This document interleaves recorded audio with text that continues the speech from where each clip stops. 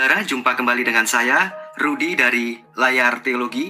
Kali ini kita ingin membicarakan soal Tritunggal, ya. Di mana judul live streaming kita kali ini adalah Tritunggal Overdosis. Saatnya mengakhiri bidat Tritunggal yang sudah hidup, ya, sekitar 1600 tahun. Dan saatnya sekarang kita mengakhiri bidat Tritunggal.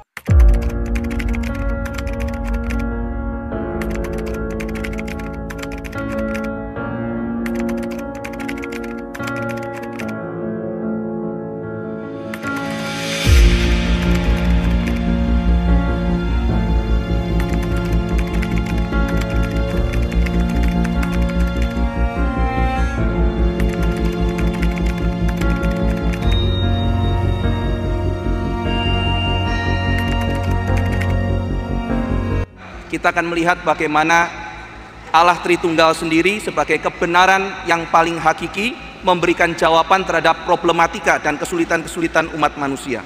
Saudara, hal yang pertama adalah bagaimana dengan Allah Tritunggal manusia bisa mengerti perbedaan antara pria dan wanita. Sesuatu yang sangat sederhana sekali, saudara. Apa bedanya pria dan wanita? Bagaimana pria dan wanita seharusnya berelasi? Saudara sekalian, kebudayaan-kebudayaan timur misalnya menekankan bahwa pria itu harus lebih superior, tekan yang wanita habis-habisan. Nah, sisi yang lain, kalau kita melihat feminisme yang radikal mengatakan bahwa wanita harus lawan, tidak bisa. Wanita bukan hanya sejajar dengan pria, tetapi dalam feminisme radikal, wanita itu harus melebihi pria karena wanita punya rahim. Wanita bisa melahirkan anak, itu kapasitas-kapasitas yang pria tidak miliki. Nah, saudara sekalian, maka satu sisi ada yang mengatakan pria harus lebih tinggi. Satu sisi lagi mengatakan wanita harus lebih tinggi. Aristotle misalnya dalam tradisi Yunani mengatakan wanita dan anak-anak itu belum jadi manusia, itu baru subhuman, belum jadi orang. Maka laki-laki tentunya lebih superior dibanding dengan wanita. Nah, lalu orang modern mereformasi, saudara. Tidak bisa begitu, pria sama wanita jangan dibeda-bedakan, sama semua. Wah, kelihatan begitu baik. Zaman sekarang kita sudah dengar bahwa memang pria dan wanita sederajat sama, tidak ada satu lebih tinggi, satu lebih rendah. Wanita pria sama, tapi kadang-kadang kita melihat orang modern kebablasan. Pria sama wanita sama, sampai akhirnya mereka tidak membedakan pria dan wanita. Sehingga akhirnya pria boleh jadi wanita, wanita boleh jadi pria, gitu ya. Nah, tetapi saudara sekalian, ketika kita melihat kitab suci, kita melihat dalam prinsip Tritunggal, Allah Bapa, Allah Putra, Allah Roh Kudus itu sederajat. Mereka Allah, tidak lebih tinggi satu dari yang lain. Tetapi kita melihat ada sesuatu yang disebut dengan ordo, di mana Bapa, lalu kemudian urutannya Anak, dan lalu kemudian Roh Kudus. Allah Tritunggal mengajarkan pada kita bahwa ordo dan ketundukan tidak berkait dengan lebih rendah dan sesuatu yang lebih tinggi. Maka relasi antara pria dan wanita di dalam kekristenan jelas sekali. Pria dan wanita sederajat di mata Allah, tetapi memiliki perbedaan ordo. Demikian nanti di dalam pernikahan, bagaimana istri submit kepada suaminya. Di situ Yesus Kristus memberikan teladan terbesar. Ketundukan wanita kepada pria adalah sebuah ketundukan sukarela yang didasarkan pada pemahaman akan cinta kasih.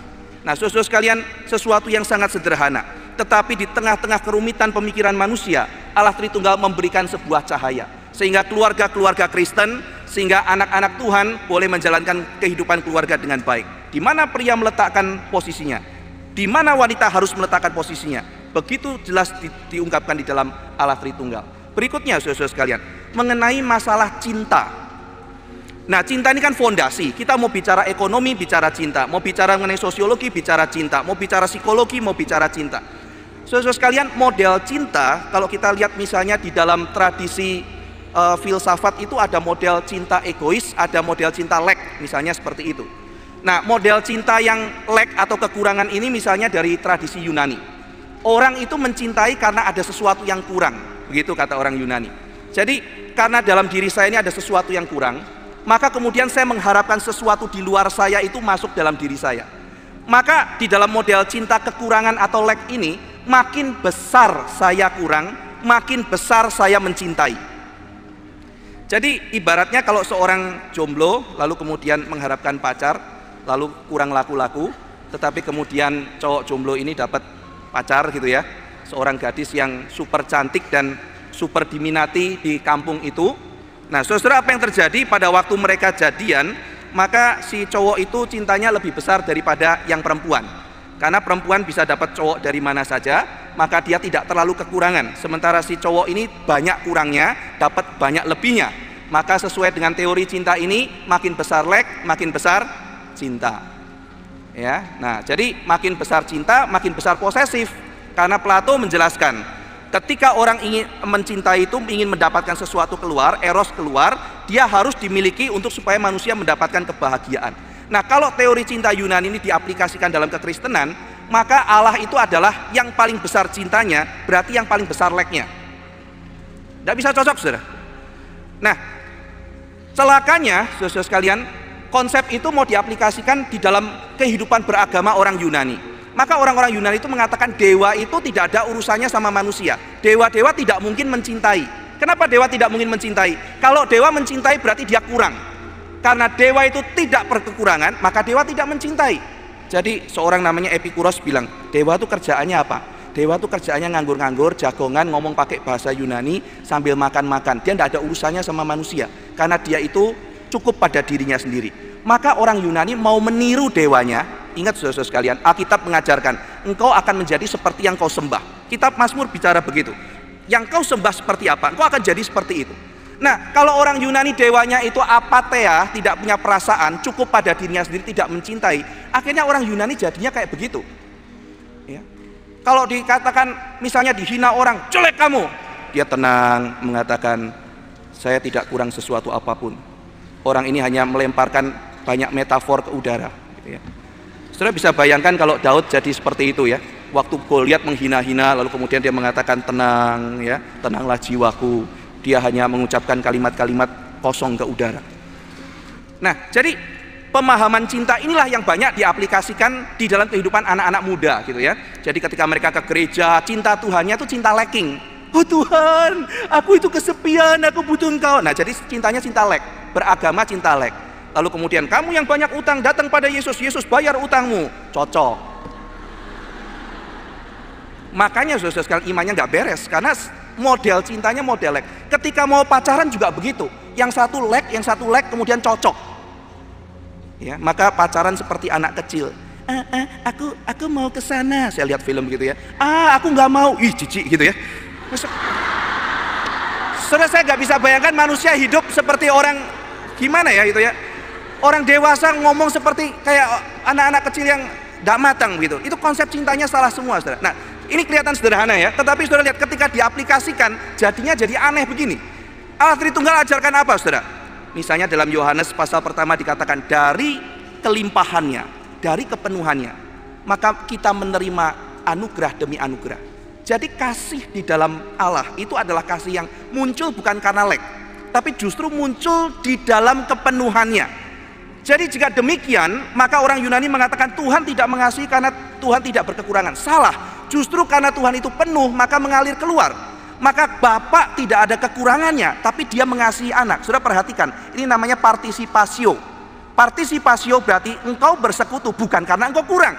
Engkau bersekutu karena engkau rindu untuk memberi, engkau rindu untuk berbagian, engkau rindu untuk menjadi sesuatu kesatuan dengan yang lain. Inilah cinta di dalam Tritunggal. Bapa mengasihi anak, anak mengasihi Bapa, Bapa mengasihi Roh Kudus. Di dalam ikatan inilah saudara sekalian, di dalam partisipasio ini, maka kita melihat kasih yang berdasarkan Tritunggal adalah kasih yang mengejar kedewasaan. Ketika satu orang pria dewasa di dalam Tuhan, pasangannya wanita dewasa di dalam Tuhan, lalu kemudian mereka saling berrelasi, saling berpartisipasi, maka muncul keindahan. Nah, saudara sekalian, itu bicara mengenai model cinta. Tadi kita sudah membahas mengenai pria dan wanita, model cinta. Yang ketiga, saudara sekalian, model persahabatan. Pak Billy sudah membahas di dalam Tritunggal itu saling memuliakan satu dengan yang lain. Maka saudara sekalian, di dalam kekekalan secara ontologi, manusia itu makhluk sosial. Allah Bapa selalu ada bersama Allah Anak dan selalu ada bersama Allah Roh Kudus. Mereka senantiasa hadir bersama-sama. Nah, dengan demikian kita melihat selalu ada diskusi ilahi. Kejadian pasal yang pertama ayat 26, marilah kita menciptakan. Kita melihat di situ ada diskusi intratrinitarian. di mana Allah Bapa berdiskusi dengan Allah Anak dan berdiskusi dengan Allah Roh Kudus.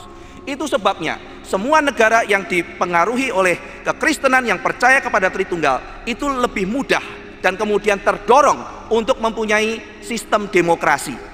Kenapa saudara sekalian? Karena mereka yang mengerti bahwa Allah adalah Allah Tritunggal, dia ada bersama dengan yang lain. Maka di situ terjadi sesuatu model, nanti kalau ada model leadershipnya pun, itu bukan model leadership di mana akhirnya satu orang menjadi tiran, akhirnya menjadi pemimpin yang tidak mau dengar semua yang ada di bawah. Nah, kenapa saudara sekalian? Karena di dalam Tritunggal ada diskusi ilahi. Kita bisa bandingkan saudara sekalian, negara-negara yang dipengaruhi oleh kekristenan, khususnya di dalam saya Protestan, tidak ada yang modelnya model tiran, model diktator, atau misalnya yang menjadi model kerajaan. Kalaupun model kerajaan, saudara, misalnya seperti Inggris, sudah perhatikan tipe kerajaannya seperti apa. Sangat demokratis sekali. Nah, jadi saudara sekalian, pengaruh daripada Tritunggal berdampak sampai kepada politik, sampai kepada sistem pemerintahan. Dan yang terakhir saudara sekalian, saya ingin membahas Tritunggal di dalam konsep kebebasan dan kreativitas. Nah, ternyata orang seni, ternyata dalam kehidupan sehari-hari ada model-model kebebasan dan kreativitas yang ditawarkan oleh dunia ini. Tetapi orang Kristen yang percaya bahwa kebenaran adalah di dalam Allah Tritunggal mempunyai konsep kebebasan yang berbeda. Nah, saudara sekalian, seluruh alam semesta ini mencerminkan kemuliaan Allah. Saudara, kalau misalnya membaca Mazmur pasal 19, jelas dikatakan di situ, langit menceritakan kemuliaan Allah, cakrawala memberitakan pekerjaan tangannya, hari meneruskan berita itu kepada hari, malam menyampaikan pengetahuan itu kepada malam. Tidak ada berita, tidak ada kata, suara mereka tidak terdengar, tetapi gema mereka terpancar ke seluruh dunia, perkataan mereka sampai ke ujung bumi. Jadi alam semesta itu menampakkan penciptanya. Roma pasal pertama, kalau saudara membaca ayat ke-20, sebab apa yang tidak nampak daripadanya, yaitu kekuatannya yang kekal dan keilahiannya, dapat nampak kepada pikiran dari karyanya sejak dunia diciptakan, sehingga mereka tidak dapat berdalih. Jadi ciptaan ini menyatakan siapa penciptanya, saudara. Kalau saudara mencipta sesuatu, maka di situ ada semacam tanda tangan saudara di dalam karya. Maka karena dunia ini dicipta oleh Allah Tritunggal, yang cara menciptanya pun secara Tritunggal, Kejadian pasal pertama, Bapa sebagai pencipta berfirman dan roh Allah melayang-layang di atas permukaan air.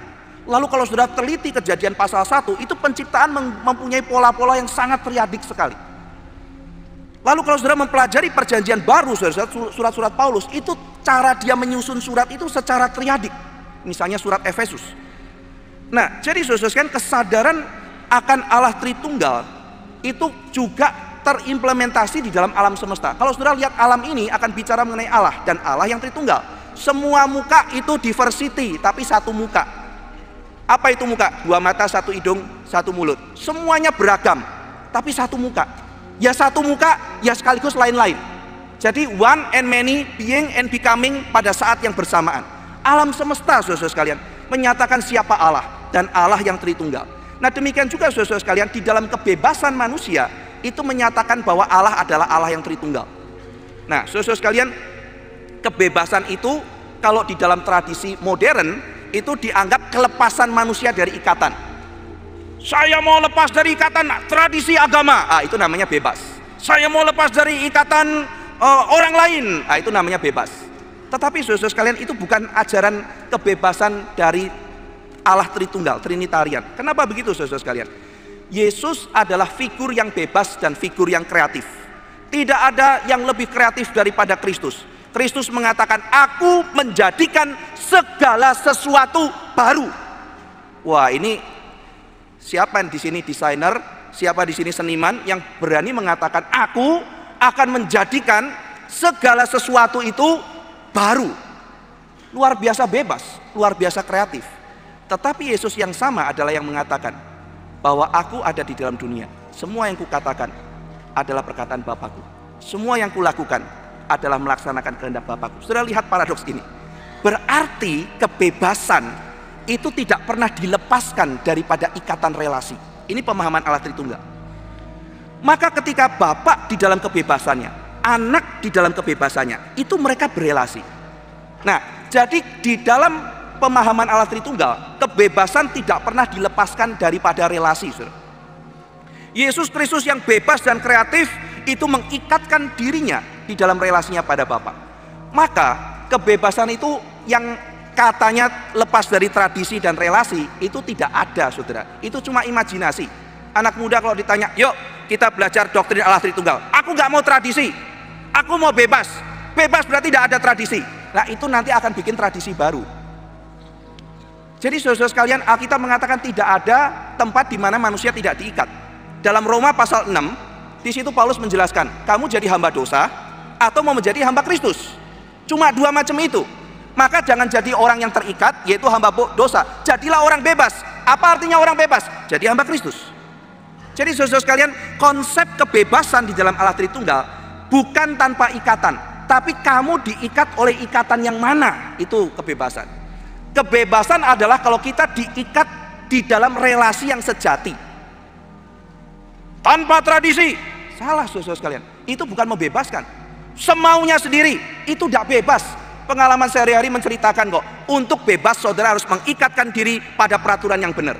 Kalau misalnya saya bilang, saudara-saudara sekalian, sebagai Presiden Republik Indonesia yang baru, saya umumkan buat saudara-saudara sekalian, bahwa saudara keluar dari tempat ini, saudara sudah tidak usah ikut peraturan jalanan. Karena saya bebaskan saudara. Saudara mau nyetir di kanan, di kiri, mau maju, mau mundur, mau nyamping, mau parkir di mana, terserah.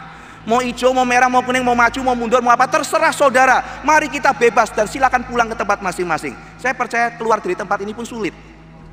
Saudara tidak bebas. Tapi ketika saudara mengikatkan diri pada peraturan yang benar, justru di situ kebebasan muncul. Maka Trinitarian saudara sekalian mengajarkan pada kita, kebebasan itu dimulai ketika kita ada di dalam ikatan yang benar. Saya mau bebas, saya tidak mau Kristus, saya tidak mau apa. Itu salah, saudara. Itu bukan kebebasan.